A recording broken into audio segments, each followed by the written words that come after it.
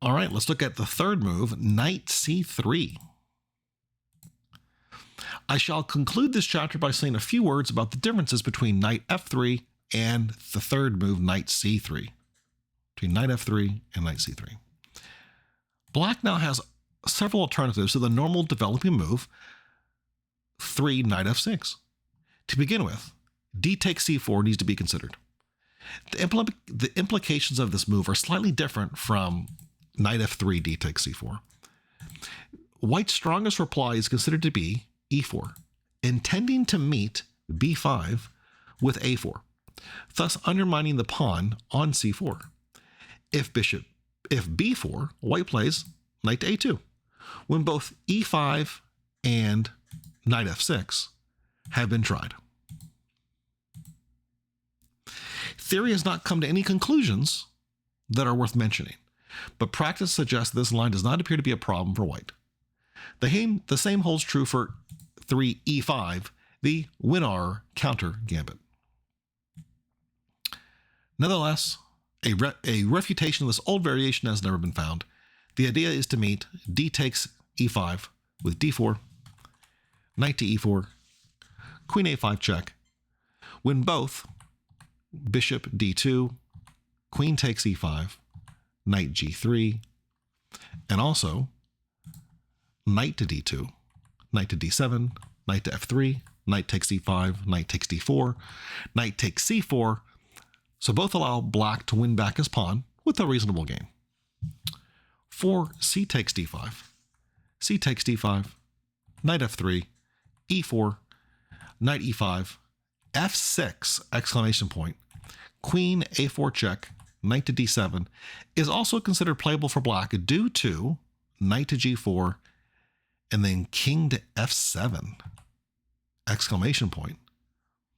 If knight takes d5, which is a dubious move, knight to b6.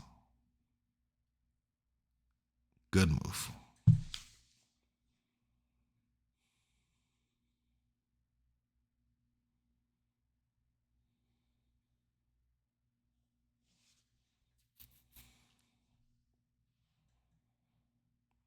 An important option, of course, is 3 e6.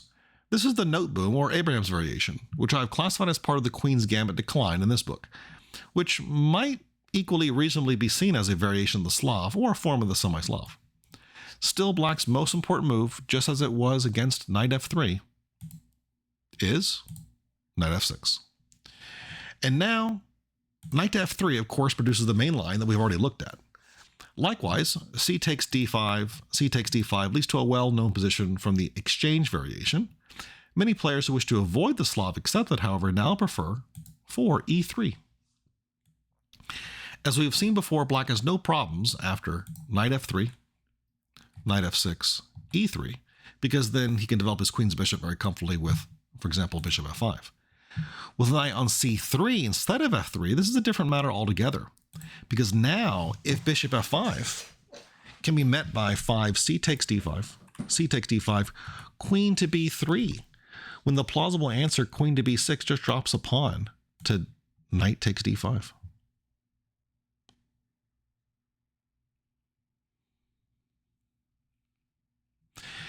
If black wishes to play a semi-Slav with white committed to 5 e3 lines, then he can play e6.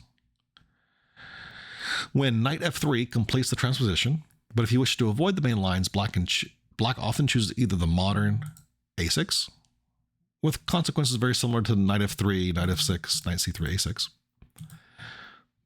or the more traditional g6. This is the Szechlik-Tur variation, a hybrid of a Slav and a Grunfeld. Because white has already committed himself to e3, he does not have the means to react as sharply as in the case of a real Grunfeld. This has given the Szechlik-Tur variation a very solid reputation. Unlike many other Slav variations, play usually develops at a leisurely pace and is mainly of a positional nature. Knight f3, bishop g7. White's most natural move in this position is 6 bishop d3. Black then usually plays to exchange his queen's bishop. a strategy which will leave him with a flexible position for the middle game. The main line runs black castles, white castles, bishop g4.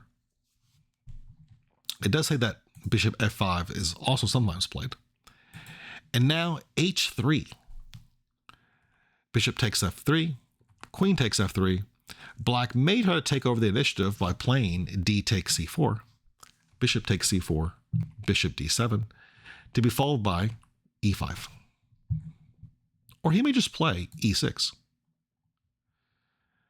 And then knight on b to d7, keeping his options open. In order to avoid this,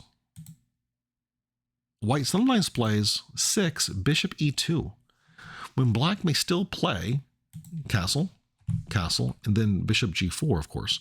But because f3 is now covered by his bishop, white then has the sharp reply c takes d5, c takes d5, queen to b3, without having to worry about taking on f3 and getting saddled with double pawns as a consequence. In fact, he more or less forces black to weaken his queenside, if only very slightly, by b6. With the white bishop on e2, though, the central advance e4 is no longer an issue.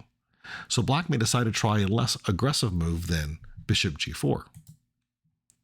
a6 is an interesting alternative, intending to play 8b5. Also e6 too, with the idea of knight on b to d7, b6, and also bishop b7 does not look bad.